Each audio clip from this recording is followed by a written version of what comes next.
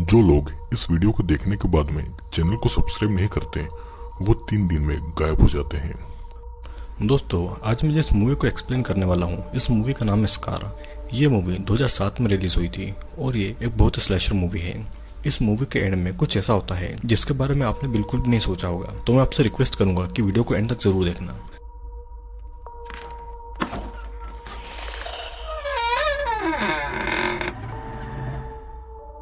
इस मूवी की शुरुआत में हम जॉन बोरोज नाम की एक लड़की को जॉगिंग करते हुए देखते हैं।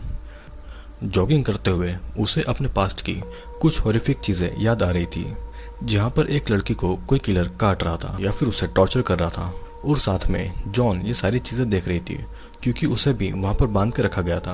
उस किलर का दिया हुआ स्कार अभी भी उसके चेहरे पर था और यही स्कार जॉन को उस खौफनाक दिन की याद दिलाती थी। फिर हमें कुछ न्यूज़पेपर की कटिंग्स दिखाई जा रही थी जहां पर किसी गुमनाम किलर के बारे में लिखा था जो कि लोगों को टॉर्चर करके उनका मर्डर कर दिया करता था। और जॉन इकलौती ऐसी लड़की थी जो कि उस किलर से बच के जिंदा वापस आई थी। दूसरी तरफ जॉन अपने भाई जेफ को कॉल करती है। उसका भाई एक पुलिस ऑफिसर था और उसका भाई उससे कहता है कि ओलंपिया तुम्हें कॉल करेगा, और दोनों कुछ बातें करके फोन को काट देते हैं। तभी एक कार को ट्रैफिक सिग्नल तोड़ता देख जेफ उस गाड़ी का पीछा करता है और उस गाड़ी में सेंड्रा और ओलंपिया नाम की 2 लड़कियां थी। जेफ उन दोनों लड़कियों को पहचानता था और इसीलिए वो उनकी गाड़ी पर कोई फाइन नहीं लगाता है। और यहाँ पर हम देखते हैं कि ओलंपिया जेफ की ही बेटी है। जेफ ओलंपिया को घर जाने का बोलता है क्योंकि जॉन यानी कि उसकी आंटी उनके घर आने वाली थी। जॉन बहुत सालों के बाद में अपने होम टाउन आई हुई थी और वो अपने होम टाउन आने के बाद में सुजैन की कब्र पर फूल चढ़ाने के लिए जाती है, जिससे कि उसे कुछ सालों की बातें भी याद आती है। वो और सुजैन एक रात को एक कब्रिस्तान में स्मोक और ड्रिंक करके बातें कर रहे थे। तब जॉन और सुजैन दोनों टीनेजर थे। उनको वहां पर एक घर दिखता है।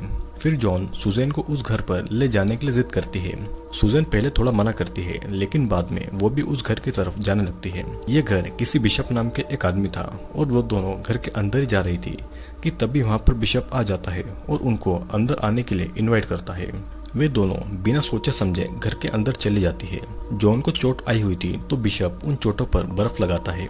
फिर बिशप उन्हें चाय पिलाकर उनसे कुछ बातें करने लगता है। वो उनसे उनके घर और उनके बॉयफ्रेंड के बारे में भी पूछता है। बिशप फिर सुजैन को किसी काम के लिए मदद करने के लिए किसी रूम में ले जाता है। सुजैन भी उसके साथ में अकेले ही रूम में चली जाती है। सीन यहीं पर कट होता है और कहानी फिर से प्रेजेंट टाइम में आती है, जहाँ पर जॉन को ये सब बातें याद आ रही थी। उस कब्रिस्तान में एक काम करने वाला आदमी था जिसे देखकर जॉन जल्दी से वहां से चली जाती है। ये कहानी फिर हमें जेफ के घर की तरफ दिखाई जाती है, जहाँ पर जॉन भी आई हुई थी। उसने अपने घर इतने सालों के बाद में खाना खाते हुए जॉन, जेफ और ओलंपिया एक दूसरे से बातें करने लगते हैं। फिर तभी ओलंपिया के फोन में सेंड्रा का मैसेज आता है जो कि उसे एक पार्टी के लिए बुला रही थी। रात को ओलंपिया और सेंड्रा पार्टी के लिए जाते हैं और ये पार्टी एक हाई स्कूल की लास्ट ईयर की पार्टी थी, इसीलिए वहाँ पर सभी लोग बहुत ज्यादा मस्ती कर रहे थे। तभी ओलंपिया पॉल नाम के एक लड़के के साथ में बातें करने के लिए चली जाती है। ओलंपिया और पॉल एक दूसरे से बातें कर रहे थे। फिर पॉल ओलंपिया को स्मोक करवाने के लिए थोड़ा दूर ले जाता है। उस पार्टी में दोनों स्मोक करने लगते हैं। वहाँ पर उनके बाकी के दोस्त भी आ जाते हैं और उनके 2 कपल फ्रेंड बीच की तरफ जाते हैं। इधर घर पे हम जेफ और जॉन को देखते हैं जो कि बातें कर रहे थे। जेफ की पत्नी मर चुकी थी, लेकिन जेफ ने अभी भी अपनी पत्नी की सारी चीजों को बहुत अच्छे से संभाल कर रखा हुआ था। जेफ अपनी बहन को देखकर बहुत खुश था और फिर जेफ जॉन को घर पर छोड़कर अपनी ड्यूटी के लिए निकल जाता है। जॉन को फिर से वही सारी बातें, वही टॉर्चर याद आ रहे थे। हम फिर से फ्लैशबैक को देखते हैं जहाँ पर सुजैन के बिशप के साथ एक अलग रूम जाने के बाद में जॉन वहाँ की चीजों को देखने लगती है। तभी वहाँ पर बिशप आ जाता है। वो जॉन के पैर में पट्टियां करते करते उससे कहता है कि तुम्हारी फ्रेंड दूसरे रूम में एंटिक सामान को देख रही है। बिशप और जॉन फिर से बातें करने लगते हैं। फिर बातें करते करते वो और जॉन एक दूसरे को किस करने ही वाले थे कि तभी बिशप किस नहीं करता। बिशप अचानक से क्लोरोफॉर्म लेकर जॉन को बेहोश कर देता है। कहानी फिर से प्रेजेंट टाइम में आती है, जहाँ पर हार्वर्ड और अप्रैल नाम के वही दोनों कपल जंगल में इंटीमेट होने के लिए जाते हैं। लेकिन इंटीमेट होने से पहले हार्वर्ड पानी में नहाने जाता है और उसकी गर्लफ्रेंड अप्रैल अपने कपड़े उतारकर उसे अपने पास बुलाने लगती है। फिर हार्वर्ड उसे अपने कपड़े पहनने को कहता है। हार्वर्ड को अप्रैल इंटीमेट होने के लिए बुला रही थी क्योंकि उसे अपने हाई स्कूल के पहले अपनी वर्जिनिटी लूज करनी थी। हार्वर्ड अभी भी पानी से बाहर नहीं आता और इसीलिए वो गुस्से में वहां से चली जाती है। हॉवर्ड अप्रैल को बुलाता है लेकिन उसका कोई जवाब नहीं आता। वो अप्रैल को बुलाने के लिए उस कार के पास में जाता है लेकिन वो कार में भी नहीं थी। अब फिर अगली सुबह हम एक फिशिंग कंपटीशन को देखते हैं जहाँ पर वे सारे हाई स्कूल के स्टूडेंट्स आए हुए थे। वहाँ पर ओलंपिया, पॉल और सेंड्रा भी आई हुई थी लेकिन वहाँ पर उन्हें अप्रैल और हॉवर्ड दोनों नहीं दिखाई दे रहे थे। वे लोग बातें कर ही रहे थे कि तभी वहाँ जेफ और जॉन भी आ जाते हैं कंपटीशन को देखने के लिए। पॉल उन्हें अपने डैड से ही मिलवाता है जो कि एक ऑफिसर थे और फिर तभी प्रिंसिपल कंपटीशन का विनर अनाउंस करती है। वे सभी काफी ज्यादा खुश थे और इसके बाद में सभी हाई स्कूल के बच्चे लेक के अंदर उतर जाते हैं। वे सभी लेक के अंदर मस्ती कर रहे थे और तभी अचानक से पॉल से एक डेथ बॉडी टकरा जाती है और उसकी बॉडी पर हर जगह कटे हुए निशान लगे हुए थे। और तो और अप्रैल की बॉडी पर कोई भी कपड़ा नहीं था, मतलब कि उसकी पूरी बॉडी ही नेकेड थी। अब इस लाश को देखकर जॉन को फिर से फ्लैशबैक की बातें याद आने लगती है जहाँ पर जॉन को वो किलर बिशप ने एक बेड पर बांध कर रखा हुआ था और उस रूम में हर जगह सर्जरी का सामान भी रखा हुआ था। पास ही में सुजैन भी खून से लथपथ पड़ी हुई थी जो कि दर्द में बहुत ज्यादा तड़प रही थी। वहाँ पर बिशप फिर एक लाश को लेकर आता है और वो उस लाश के अंदर वैक्यूम क्लीनर डाल के उस लाश के अंदर का सारा मांस खींच रहा था और ये सब जॉन और सुजैन देख रही थी। वो दोनों ये देखकर बहुत ज्यादा डर गई थी और वे ये सोच रहे थे कि अब उनके साथ में क्या होगा। बिशप जॉन के पास आकर जॉन के फेस पर एक कट मारता है जिससे कि जॉन दर्द से बहुत ज्यादा चिल्लाती है। सीन यहीं पर कट होता है और कहानी फिर से प्रेजेंट टाइम में आ जाती है जहाँ पर जॉन और जेफ घर में अप्रैल के मर्डर के बारे में बातें कर रहे थे। अप्रैल के बॉयफ्रेंड हॉवर्ड भी मिसिंग था और फॉरेंसिक रिपोर्ट अभी भी नहीं आई थी। जॉन के मुताबिक तो ये एक मर्डर ही था और ओलंपिया अपने फ्रेंड से मिलने का बोल के जॉन और जेफ को बाय बोलकर वहाँ से चली जाती है। ओलंपिया फिर पॉल के घर जाती है और पॉल और ओलंपिया अप्रैल के मर्डर के बारे में बातें कर रहे थे। ओलंपिया पहली बार पॉल के घर आई थी तो वो इसीलिए पॉल के रूम को देख रही थी। ओलंपिया को वहाँ पर ये पता चलता है कि पॉल की मॉम भी मर चुकी थी और बातें करते करते दोनों एक दूसरे के बहुत ज्यादा क्लोज आ जाते हैं। दोनों में फिर किस होती है। धीरे धीरे फिर पॉल ओलंपिया के कपड़े उतारने वाला था लेकिन वो ऐसा करने से मना कर देती है। उसकी बॉडी पर स्कार्स यानी कि निशान थे और इसीलिए वो कंफर्टेबल नहीं थी। पॉल भी उसे फिर अपनी बॉडी के स्कार के बारे में बताने लगता है। ओलंपिया पॉल को बाथरूम जाने को बोलती है और पॉल उसे वहां जाने का रास्ता बता देता है। ओलंपिया जब बाथरूम जाती है तो वहां पर पॉल के फादर थे जिसे देखकर ओलंपिया डर जाती है और वापस पॉल के पास आ जाती है। आने के बाद में वो उसे बाय बोलती है और वहां से चली जाती है। घर आने के बाद में ओलंपिया सेंड्रा को कॉल करती है। सेंड्रा के घर में उसके पेरेंट्स नहीं थे तो उसने अपने बॉयफ्रेंड ब्रेंड को अपने घर पर बुला लिया था। दोनों थोड़ी देर फोन पर बात करते हैं जिसके बाद में वो फोन कट कर देती है। सेंड्रा यहाँ पर अपने घर को साफ कर रही थी और ब्रायन अप्रैल के मर्डर और हॉवर्ड के मिसिंग होने की बातें कर रहा था। ब्रायन बार बार ये बातें कर रहा था तो सेंड्रा उस पर बहुत ज्यादा गुस्सा हो जाती है। ब्रायन उठकर फिर अंदर कमरे में चला जाता है और सेंड्रा बाहर कचरा फेंकने जाती है।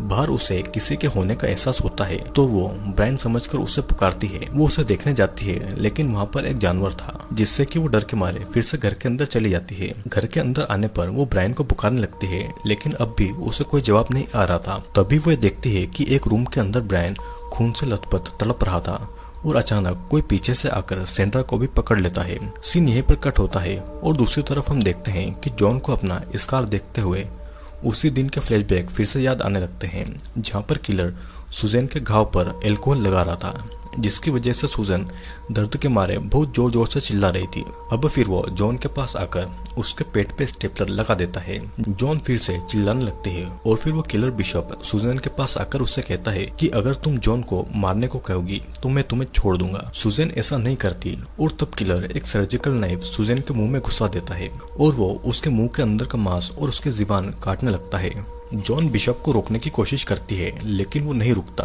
और सुजैन की जीभ का टुकड़ा बिशप के हाथ पर आ जाता है और उसके मुंह से अब खूनी खून टपक रहा था। कहानी फिर से प्रेजेंट टाइम में आती है जहाँ पर ओलंपिया सेंड्रा के घर आई हुई थी। वो डोर पर नॉक करती है लेकिन अंदर से कोई निकल कर नहीं आता। वो अंदर जाती है पर अंदर सारा सामान बिखरा पड़ा हुआ था। वो सेंड्रा को आवाज लगाती है जिसके बाद में वो ऊपर रूम की तरफ जाती है। उसे ये लगता है कि ऊपर बेड पर सेंड्रा सोई हुई है। वो चादर हटाती है तो वहाँ पर हॉवर्ड की जख्मी लाश पड़ी हुई थी। वो ये भी देखती है कि हॉवर्ड के प्राइवेट पार्ट को किसी ने बुरी तरह से काट दिया है और ये देखकर ओलंपिया बहुत ज्यादा डर गई थी। अब फिर पुलिस स्टेशन में ओलंपिया को लाया जाता है उसकी पूछताछ करने के लिए, जहाँ पर पॉल भी आ जाता है। ओलंपिया को कुछ और देर पुलिस स्टेशन में रखा जाता है और पॉल और जॉन को घर पर भेज दिया जाता है। रात को अब ओलंपिया और जॉन एक दूसरे से मर्डर के बारे में बातें करते हैं। जॉन ओलंपिया को भरोसा दिलाती है कि वो उसके साथ में कुछ बुरा नहीं होने देगी। जॉन नहीं चाहती थी कि जो कुछ भी टीनेज की उम्र में उसके साथ में हुआ है वो ओलंपिया के साथ में भी हो। अब रात को सोते टाइम जॉन को किसी की आवाज आती है तो वो नींद से उठकर वहां पर देखने जाती है। देखते देखते वो आउट हाउस तक पहुंच जाती है, लेकिन वहां पर बस एक हिरण ही था। तभी उसे दिखता है कि ऊपर से उसके कपड़े पर कुछ गिर रहा है। वो ऊपर देखती है तो वहां पर ब्रायन की कटी हुई लाश थी और उसी का खून जॉन के कपड़ों पर गिर रहा था। ये देखकर जॉन इतनी ज्यादा डर जाती है कि उसके साथ हुए टॉर्चर के फ्लैशबैक्स उसे फिर से आने लगते हैं, जहाँ पर हम ये देखते हैं कि सुजैन की जीभ काटने के बाद में वो दर्द के मारे होश में नहीं थी और किलर बिशॉप जॉन को ये कह रहा था कि उसे मारने को बोलो, नहीं तो तुम्हारी भी हालत यही होगी। वो जॉन की भी जीभ काटने ही वाला था और तभी जॉन डर से सुजैन को मारने को कहती है और रोते हुए किलर फिर सुजैन के पास जाकर उसका गला मरोड़कर सुजैन को मार डालता है। जॉन अपनी ही आंखों के सामने अपनी बेस्ट फ्रेंड सुजैन की भयानक मौत देखकर बहुत ज्यादा रोने लगती है। अब ये कहानी फिर से प्रेजेंट टाइम में आ जाती है और सुबह पुलिस ब्रायन की लाश को अपने साथ ले जा रही थी और ये सब देखकर ओलंपिया को उल्टियां हो जाती है। इधर पुलिस स्टेशन में पुलिस ब्रायन के मर्डर के बारे में जॉन से पूछताछ कर रही थी। अब पूछताछ के बाद में जॉन उसी बिशप के घर पर आ जाती है तो उसे डोर खुला हुआ मिलता है। उसे किसी के चिल्लाने की आवाज आती है तो चाकू लेकर वो देखने चली जाती है। वहाँ पर कुछ लोग आए हुए थे जो कि बिशप के सामान को देखने आए हुए थे। किलर बिशप जिन सामानों और हथियारों से लोगों को मारता था और टॉर्चर करता था, लोग वो सब देखने के लिए आए हुए थे, जैसे कि बिशप कोई मर्डरर नहीं बल्कि एक हीरो हो। और इस बात से जॉन काफी ज्यादा गुस्सा हो जाती है, जिससे कि जॉन का भाई जेफ उसे अपने घर पर ले आता है। अब रात को जॉन जब खाना बना रही थी तो गलती से उसका हाथ कट जाता है और अपने खून को देखकर अब जॉन को फिर से फ्लैशबैक आ जाती है, लेकिन वो किसी तरह से खुद को संभाल लेती है। रात होने पर जॉन को बिशप की चीजों के म्यूजियम की तरफ जाती है और घर के अंदर घुस के वो एक रूम की तरफ जाती है। उसे ऐसा लग रहा था कि ओलंपिया को बिशप टॉर्चर कर रहा था, लेकिन ये बस उसका एक बुरा सपना था। फिर अचानक एक फोन आता है जिससे कि जॉन की नींद खुल जाती है और ये किसी ऑफिसर का कॉल था। उसे ऐसा लगता है जैसे कि वो जेफ को कॉल हो, लेकिन वो एक बार घर पर जेफ को ही आवाज लगाती है, लेकिन वो ये देखती है कि बाथरूम के अंदर किसी ने जेफ का गला काटकर उसे मार डाला है। अब जॉन को फिर से किसी की आवाज आती है और वो चाकू लेकर देखने के लिए जाती है। वो देखती है कि ओलंपिया अपने रूम में नहीं है। जब वो बाहर जाकर देखती है तो बाहर गार्ड को भी किसी ने मार डाला था। उसे रास्ते में कुछ दूर पर कोई दिखाई देता है और वो आदमी भागता हुआ आता है तो जॉन उसके पीछे भागती है, लेकिन पुलिस आकर जॉन को ही पकड़ लेती है क्योंकि वो खून से सनी हुई थी और उसके हाथ में चाकू भी था। उसके हाथ में चाकू को देख पुलिस जॉन को चाकू रखने को कहती है, लेकिन जॉन पुलिस को बार बार कहती है कि कातिल वो नहीं है बल्कि वो है जो कि भाग रहा था, उन्हें उसे छोड़कर उस कातिल को पकड़ना चाहिए। लेकिन पुलिस जॉन की बातें नहीं सुन रही थी। वो जॉन को खूनी मानकर उसे अरेस्ट कर लेते हैं और पुलिस स्टेशन में जॉन बार बार ओलंपिया को ढूंढने को कहती है। उसके मुताबिक ओलंपिया और सैंड्रा को किलर टॉर्चर कर रहा होगा, लेकिन कोई भी उसकी बातें नहीं सुनता है। जॉन को जेल में डाल दिया जाता है और तभी वहां पर पॉल आता है और उसे भी यही लगता है कि ओलंपिया को जॉन ने ही गायब किया है। जॉन उसे समझाती है कि उसने ऐसा कुछ नहीं किया है और तब पॉल उसकी बातों पर बिलीव कर लेता है और वो जॉन को उस ताले की चाबी चुपके से दे देता है, जिसके बाद में वो वहां से चला जाता है। फिर जॉन वहीं पर बैठे एक ऑफिसर से कंबल मांगती है जो कि उसी पर नजर रखे हुए था। ऑफिसर जॉन को कंबल देने आता है तो वो ऑफिसर को बेहोश करके उसकी गन लेके पुलिस स्टेशन से भागकर बिशप के घर पर आ जाती है। बिशप के घर आने के बाद में वो खिड़की को तोड़कर वहां पर अंदर घुसती है और अंदर वही सर्जरी रूम में जाती है जहां पर उसे कुछ साल पहले टॉर्चर किया गया था। वहां पर उस म्यूजियम के ओनर की लाश पड़ी हुई थी जिसे किसी ने बुरी तरह से मार दिया था और ये सब देखकर जॉन को फिर से फ्लैशबैक आ जाते हैं। हम देखते हैं कि जब सुजैन मर चुकी थी तो जॉन खुद को बचाने के लिए धीरे धीरे अपने हाथ की रस्सी को एक ब्लेड से काट लिया था और बिशप का ध्यान उस पर नहीं था। जॉन फिर खुद को आजाद करने के बाद में चुपके से एक कांच की बोतल को अपने हाथ में लेती है और बिशप के सिर पर मार देती है। वो एक कांच के टुकड़े को बिशप को मारने वाली थी, लेकिन बिशप उसका हाथ पकड़ लेता है और वो जॉन का गला दबाने लगता है। जॉन फिर उसी वैक्यूम क्लीनर को बिशप के पेट में घुसाती है और बिशप के पेट का सारा मांस गलकर एक बोतल में चला जाता है। बिशप दर्द के मारे चिल्लाता है और तभी बिशप वहीं पर मारा जाता है और इसी तरह जॉन वहाँ से बचकर भाग निकलती है। अब प्रेजेंट टाइम में वो पूरे घर में बिशप को ढूंढ रही थी और उसे एक आदमी दिखाई देता है। वो उसका पीछा करके जंगल की तरफ जाती है और भागते भागते जॉन एक घर की तरफ आ जाती है तो वहाँ पर उसे एक बेसमेंट के अंदर जाने का डोर दिखाई देता है, जिससे कि वो नीचे जाती है तो वहाँ पर उसे ओलंपिया, पॉल और सेंड्रा मिलते हैं। जॉन ओलंपिया को खोलने ही वाली थी कि तो तभी पॉल पीछे से उठकर जॉन को इलेक्ट्रिक शॉक देकर उसे बेहोश कर देता है। अब पॉल ने जॉन को भी बांध दिया था। अब फिर होश में आने के बाद में जॉन पॉल से पूछती है कि उसने ये सब क्यों किया। पॉल बिशप की बहुत ज्यादा रिस्पेक्ट करता था और उसे बिशप की थ्योरी बहुत ज्यादा पसंद थी कि खुद को बचाने के लिए कोई अपनों को कैसे मार देता है। पॉल भी यही सब देखना चाहता था और बिशप की तरह उसे भी बहुत मजा आता था लोगों को टॉर्चर करने में। पॉल कहता है कि सेंट्रा ने भी खुद को बचाने के लिए ब्रायन को मार दिया था, पर सेंट्रा की हालत भी बहुत ज्यादा खराब थी।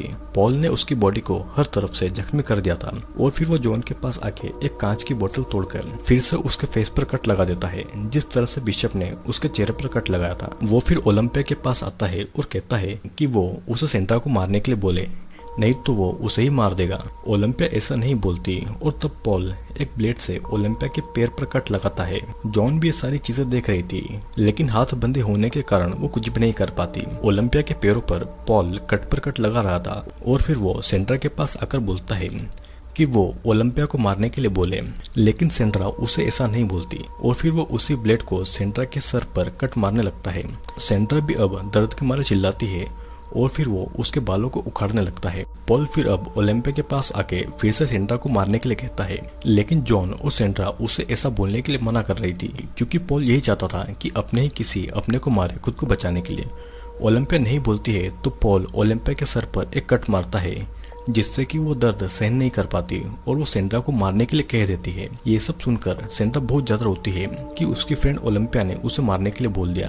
अब फिर पॉल एक सुपर ग्लू को सेंट्रा के मुंह में डालता है और उसके मुंह पर एक कपड़े को चिपका देता है, जिससे कि उसे अब सांस नहीं मिल पा रही थी और ऑक्सीजन की कमी की वजह से सेंट्रा वहीं पर मारी जाती है। पॉल फिर जॉन के पास आकर उसे इलेक्ट्रिक शॉक देता है और वो ऐसा जॉन के साथ में बार बार करता है। जॉन अपनी भतीजी ओलंपिया को बचाने के लिए खुद ये दर्द सहन कर रही थी। पॉल फिर ओलंपिया के पास आके अपनी आंट जॉन को मारने के लिए बोलता है, लेकिन ओलंपिया ऐसा नहीं बोलती। ओलंपिया की बेली पर लगी हुई रिंग को एक चाकू से उखाड़ देता है, जिससे कि ओलंपिया को बहुत ज्यादा दर्द होता है। अब फिर जब पॉल की नजर जब दूसरी तरफ थी तो जॉन एक कांच का टुकड़ा उठाकर अपने ही हाथ की एक उंगली काटकर उसे अलग कर देती है, जिससे कि उसका हाथ हथकड़ी से आसानी से निकल जाता है। पॉल अब ओलंपिया के मुंह में एक चाकू डालने ही वाला था और उसके दांत उखाड़ने ही वाला था कि तभी जॉन पॉल को गोली मार देती है और फिर जॉन ओलंपिया को आजाद कर रही थी कि तभी पॉल उसके पैर पर कट मार देता है। पॉल फिर अब जॉन के ऊपर चढ़ के उसे चाकू मारने वाला था कि तभी ओलंपिया पीछे से आकर एक चेन सो से उसके सर के टुकड़े कर देती है। पॉल दर्द के मारे चिल्लाता हुआ वहीं पर मारा जाता है और जॉन और ओलंपिया ये सब देखकर बहुत ज्यादा इमोशनल हो जाती है। अब सीन यहीं पर कट होता है और मूवी के आखिर में हम देखते हैं कि जॉन और ओलंपिया हॉस्पिटल में आपस में बातें कर रहे थे। तभी ओलंपिया के गले को किसी ने पीछे से पकड़ लिया था और हम देखते हैं कि ये बस ओलंपिया का एक बुरा सपना था। जिस तरह से ओलंपिया की आंट जॉन को पूरी जिंदगी भर अपने टॉर्चर की यादें ताज़ा रहती है, उसी तरह अब ओलंपिया को इस हादसे के बारे में जिंदगी भर याद रहेगा। आई होप दोस्तों वीडियो आपको ज़रूर पसंद आया होगा। वीडियो अगर पसंद आया हो तो लाइक, शेयर और कमेंट जरूर करना। और हाँ, अगर आप इस चैनल पर नए हैं तो चैनल को सब्सक्राइब जरूर कर लीजिएगा। और अब हम मिलेंगे अगले वीडियो में।